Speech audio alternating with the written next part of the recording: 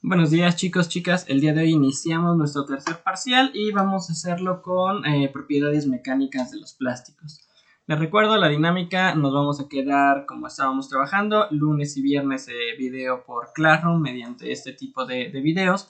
Y la sesión extra que tenemos el día miércoles se quedó en Facebook Live, lo intentamos pasar a Zoom, pero creo que la dinámica o la interacción me gustó más en cuanto a su desempeño o en cuanto a cómo ustedes se desenvuelven mediante Facebook únicamente escribiendo.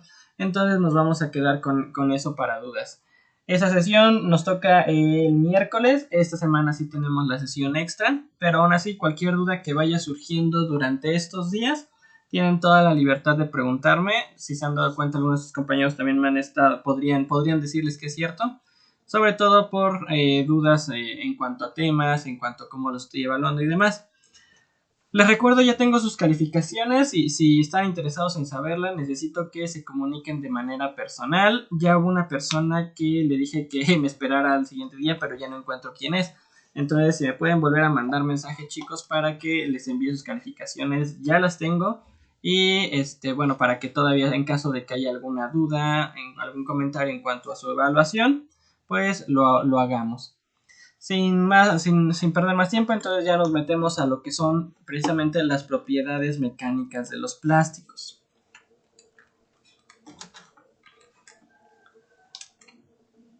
¿Qué son, chicos? Bueno, vamos a leerlo. Aquí dice: las propiedades mecánicas se relacionan con el comportamiento de polímero frente a diferentes procesos mecánicos.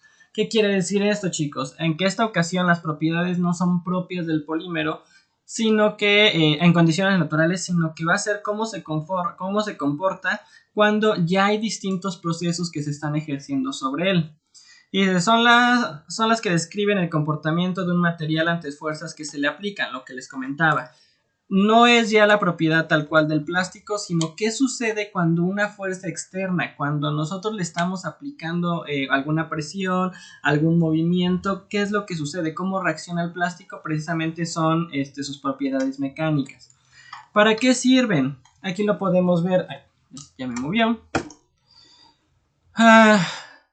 Principalmente para la elección de un material en base a su comportamiento. Por ejemplo, si ustedes van a utilizar, supongo que ya lo saben, la mayor parte del material con el que está hecho un avión o un carro es precisamente plástico. Imagínense que ustedes van a ser parte del avión, entonces ustedes necesitan un plástico muy resistente a las presiones. ¿Qué es lo que sucede si su plástico no es resistente? Al momento que se eleve toda la presión atmosférica, va a ejercer una fuerza sobre el plástico y este se va a romper. Y pues obviamente el objetivo va a fracasar y el avión pues va a tener un accidente. Por eso es muy importante, depende para qué vamos a utilizar el plástico. Lo mismo sucede en carros. Hay coches que tienen ciertas especificaciones. Hay carros que automáticamente chocan y se desbaratan. Están precisamente hechos para eso. ¿Para qué? Para evitar que la persona quede prensada, para evitar muchas cosas peores. Precisamente hacen este tipo de modificaciones en los plásticos o buscan que los plásticos que utilizan tengan estas propiedades para que en caso de algún accidente el usuario o la persona salga lo menos dañada posible por la parte del plástico, que el mismo plástico, que el mismo molde con el que está hecho el carro no sea el que afecte al usuario. Lo que le comentaba, están relacionados con fuerzas ajenas. Esto es muy importante, lo vamos a remarcar por aquí. Son fuerzas ajenas al material. El mismo material no nos va a decir sus propiedades mecánicas. Vamos a necesitar ejercer una presión sobre el plástico, ejercer una fuerza. Vamos a ver ahorita más adelante qué tipos de fuerzas son las que se involucran. Son varios, ahorita les voy a comentar sobre 3, pero vamos a ir avanzando conforme a los días y vamos a ir conociendo más. Que se ejercen sobre el mismo y responden de una u otra manera. Ok. Eso es lo mismo. Miren, aquí, dependiendo del caso, es mayor o menor o se acaba rompiendo. Esto es lo que nos importa. ¿Qué tanto va a resistir nuestro plástico? Hay plásticos que van a ser muy resistentes a alguna presión, a alguna fuerza mecánica, y hay plásticos que no la van a tolerar. Dependiendo para qué queremos, porque no siempre un plástico muy resistente es el mejor. Depende mucho, como se los he estado comentando, del uso que le vamos a dar al plástico.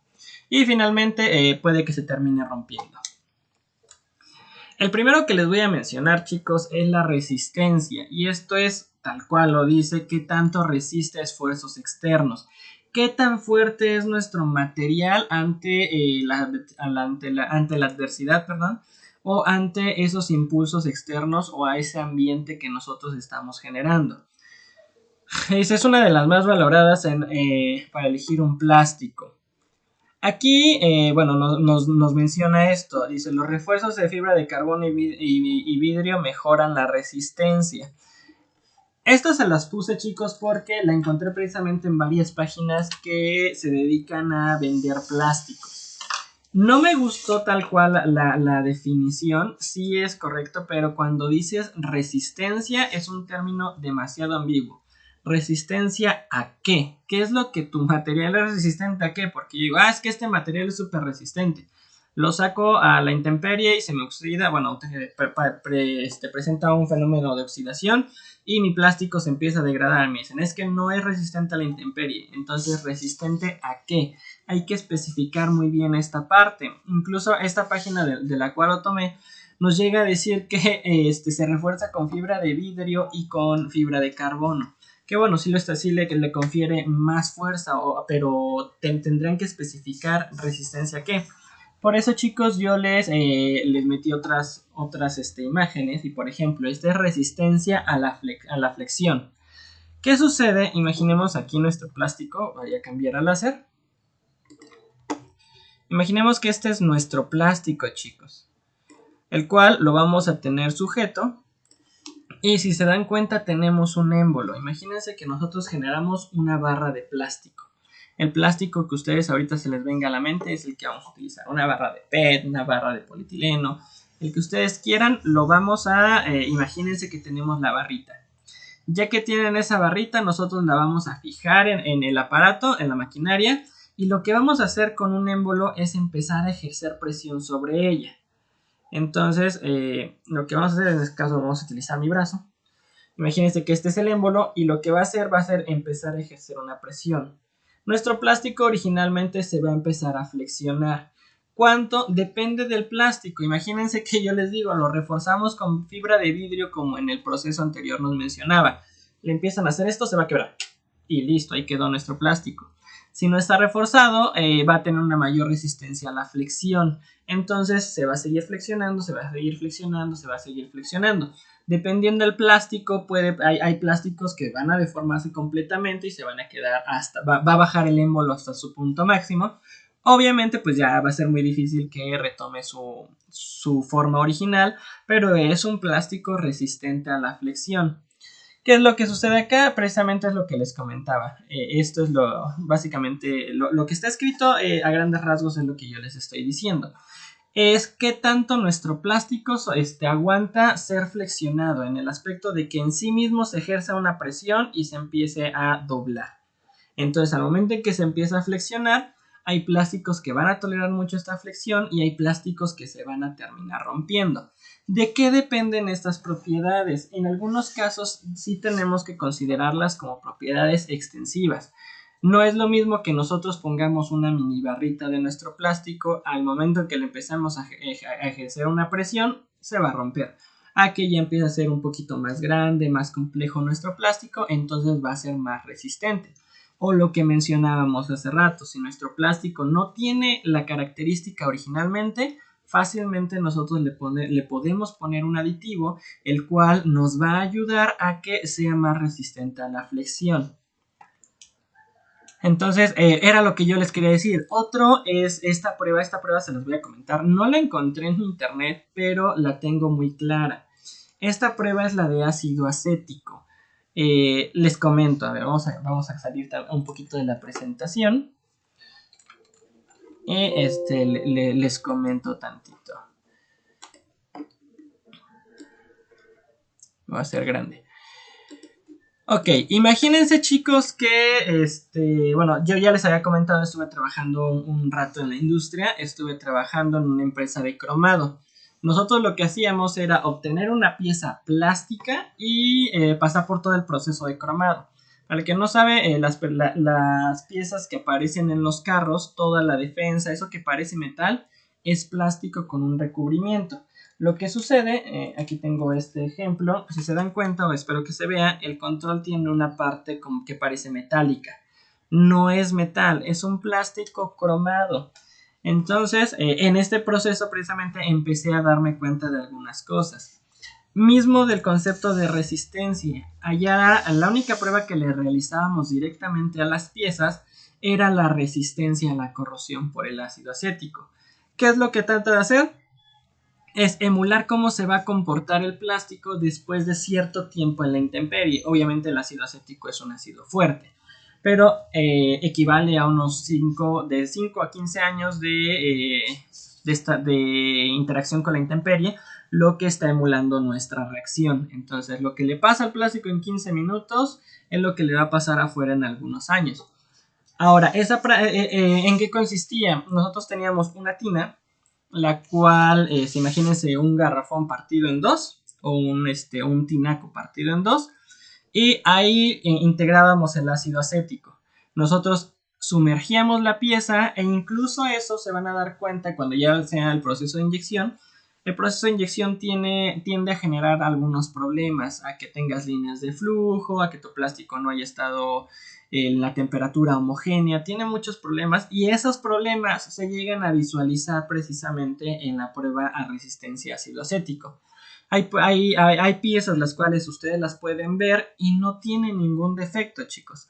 Y al momento en que la sumergen empieza a quebrarse, empieza a desprenderse incluso fracciones del plástico o a empezarse a quebrar. ¿Qué es lo que sucede? Si eso sucede en el exterior, definitivamente puede llegar a provocar no un accidente, pero bueno, dependiendo del uso del plástico, pero mínimo un desperfecto y sería culpa desde el proceso de elaboración. Entonces también se tiene que ver esa resistencia al efecto de los ácidos o en sí al efecto de la corrosión. Esas se las quería contar un poquito. Lo único que hacíamos, se los recuerdo, es sumergir la pieza en ácido acético, obviamente con todas las condiciones de seguridad, con nuestra mascarilla, en una campana de extracción, y aún así pues sí nos llegaba a afectar un poquito el ácido. Entonces no les recomiendo trabajar con ellos. Si les toca, pues con toda la protección posible. Aún así, sí es una de las pruebas importantes porque les va a permitir ver el comportamiento de su plástico en un largo plazo. Regresando a la presentación, la última prueba que les voy a mencionar hoy es la de tracción. Y consiste en la aplicación de esfuerzo en la misma dirección que el eje de longitud. En otras palabras, vamos a colocar nuestro plástico, ¿con qué lo puedo ejemplificar? Con mi teléfono. Van a tomar su plástico y lo que van a hacer es en el eje longitudinal, o sea, así, en la misma dirección de la longitud de nuestro plástico. Entonces, si nuestro plástico originalmente es la dirección, en este caso la tenemos vertical, la vamos a estar aplicándole una fuerza. Si pueden ver la imagen que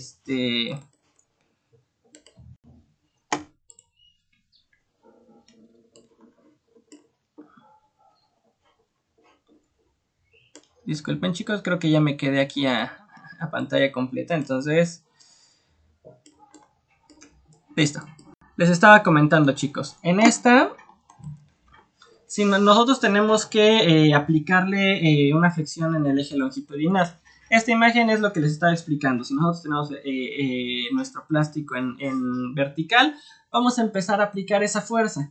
¿Qué es lo que sucede? Yo creo que esto es algo que ustedes también pueden hacer en casa. Si ustedes agarran una bolsa de plástico y le empiezan a estirar, se van a dar cuenta cómo se deforma. Y ya no regresa a su forma original. Va a llegar un punto en el que esa pieza de plástico se rompa. Pero ahí es donde pueden observar en vivo este efecto y me gustaría que lo hicieran, no se los voy a pedir, pero quien tenga la curiosidad precisamente es lo que sucede. Ese mismo efecto sucede en todas las piezas de plástico. Hay piezas de plástico que se empiezan a estirar, obviamente se va haciendo más delgado y ya no vamos a recuperar esa forma original del plástico, pero vamos a ver qué tanto resiste ese esfuerzo antes de que se rompa. antes de que tengamos dos fracciones o dos partes del mismo, que originalmente era una. Y pues estas serían las tres que yo les quería mencionar. Comentamos resistencia, flexión, resistencia a corrosión y tracción. Las tres son resistencias al final de cuentas porque es una resistencia a una fuerza, chicos. Entonces, si no quedan dudas, les estaría también enviando la actividad por Classroom. Cualquier duda, sugerencia o aclaración me la pueden escribir, o de todos modos nos vemos el día miércoles en Facebook Live a las 11:20, chicos. Les mando un saludo y recuerden, pídanme sus calificaciones. Son pocas las personas que me lo han hecho, entonces por favor, para que cualquier duda la podamos corregir. Ya quedan muy pocos días, chicos. Entonces sí les agradecería que me contactaran hoy mismo de ser posible. Un saludo, chicos.